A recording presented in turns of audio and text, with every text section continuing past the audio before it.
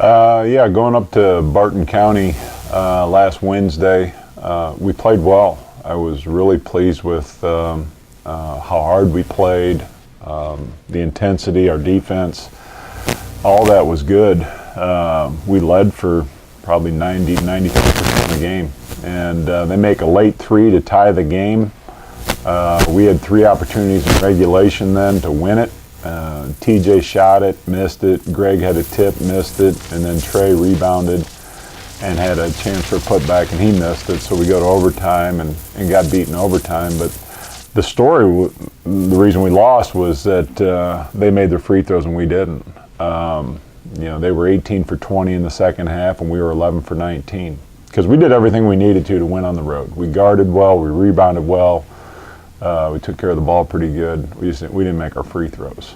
And then came home, and the next one against Cowley gets postponed because of the ice storm that was coming in. And so we ended up playing it on Monday. And again, I thought we played well. We came out and did a really good job the first half, taking care of the ball, didn't turn it over, only had 3 turnovers, and we had 51 points at halftime. And then the second half, it was a game of runs in the second half. We'd get up, they'd come back, we'd get up, and we had the last run, which got us a nice lead at the end.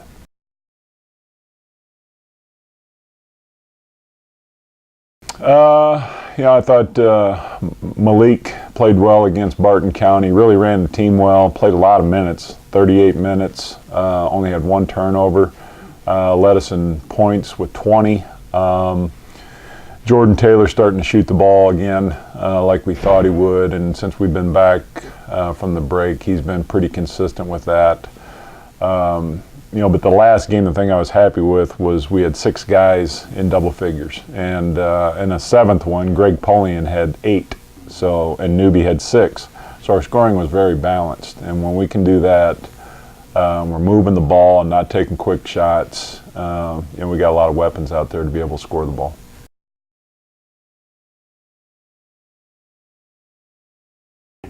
Two places that are always tough for us. We lost at both places last year, and Allen really shoots the ball well. We had a close game with them here. We won by 4.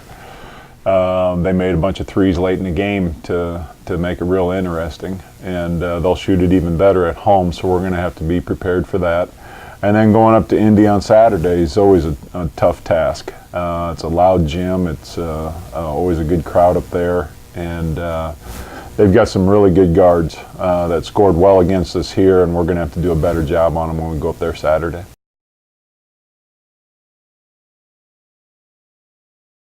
Yeah, it's interesting. We've just completed the halfway point. We started this thing November 10th or 12th, something like that, and now we're just getting to the second round of it.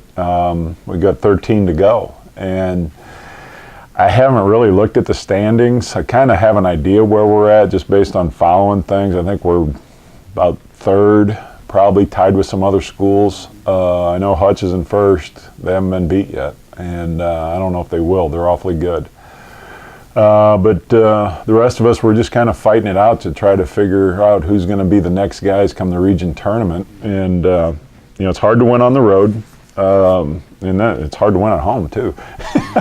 It's just it's a very competitive league, and down these last 13 games, it's going to be the teams that can keep it together, because it kind of gets to be the dog days of the season, because you're in the middle of late January into February before the tournament starts. So it's a different time of year, and it's the teams that can stick together are the ones that'll be successful come the end of the year.